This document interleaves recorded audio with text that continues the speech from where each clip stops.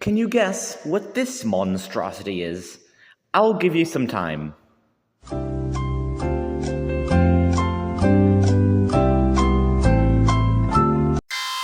You guessed correctly. The answer is torture device. It's a sonic toothbrush.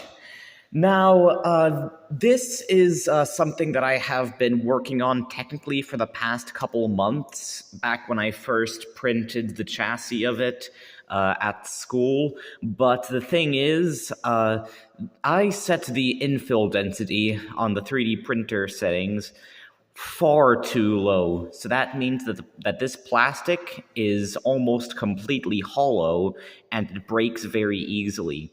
Hence why I had to add all of this support at the top over here.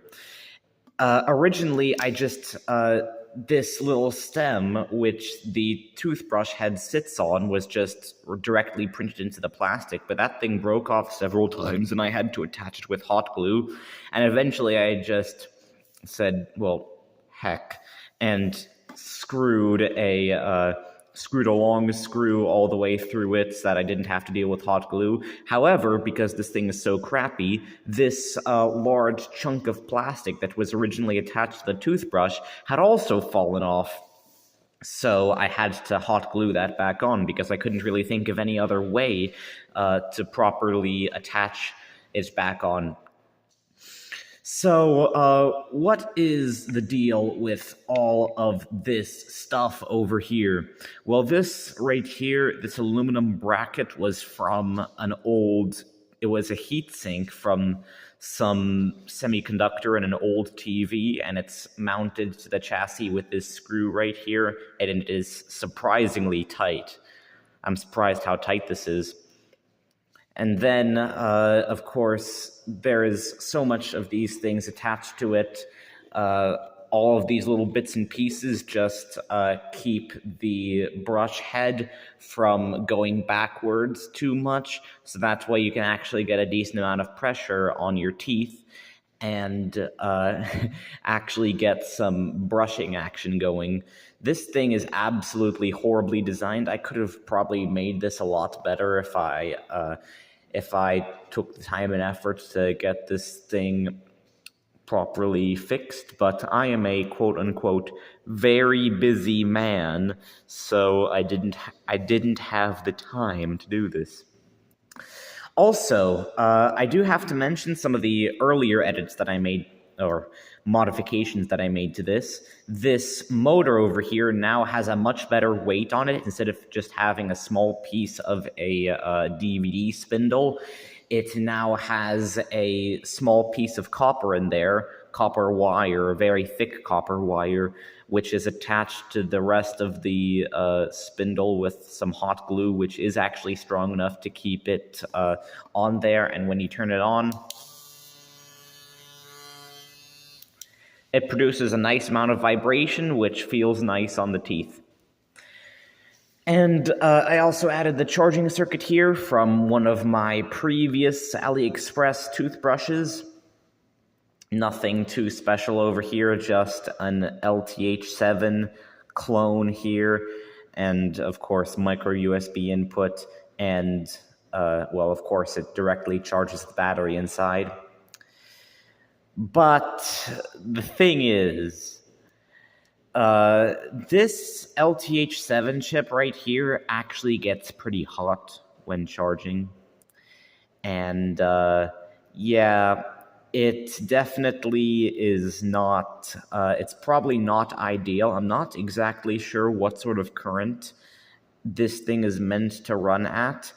I think if we zoom down on it a lot, if you can see anything, and get a pointer tool, this little piece right here is going to be the programming resistor, which tells the chip how much current you want to charge the battery with. And it says 202, which means 2 kiloohms. And that could mean about 500 milliamps that goes into the battery. It might mean something else. There's probably the data sheet of this chip probably shows the various curves for the charging current, or relating the charging current to the value of the programming resistor. And if you want to see the marking of this chip, it looks like CCCBY. And of course, there are other stuff over there. That's the current limiting resistor for the LEDs. Those are the LEDs that indicate whether or not it's charging or it's finished charging. And it doesn't even look like there's any sort of smoothing capacitor to stabilize the voltage or anything like that. But anyway, let's just go ahead and have a quick look at the inside of this thing. So,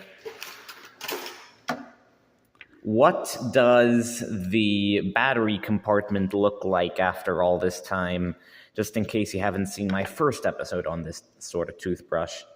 But anyway, there is the lid, and here's the battery. This is an EBL 800 milliamp hour battery.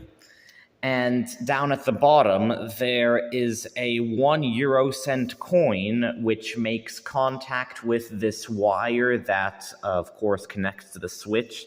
And I did this because, well, I mean, you can't see a thing, can you? Maybe I can turn on the light. Yeah, you can see, if you look closely, 1 euro cent. Ridiculous, isn't it?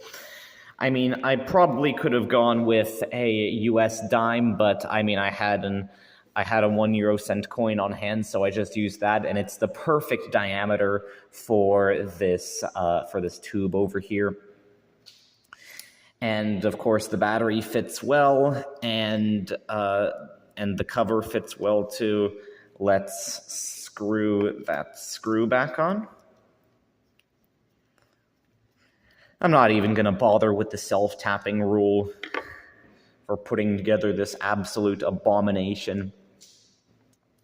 And if you're wondering where I got all of this various hardware from, well, this one is just a piece of a blank circuit board. And all of the screws and nuts and bolts and stuff, apart from these 3 rubber pieces, were from the leftover pieces of an old metal model that I had. Actually, you know what? I think I have a video of it, of me. It had a plasma globe. It was like a spider with glowing eyes and a plasma globe abdomen. And these three rubber pieces were from some even older toy. And of course, I'm just using everything as spacers over here so that I don't have to stack an absolutely insane amount of washers onto it. But anyway, I think that's about it for my little toothbrush.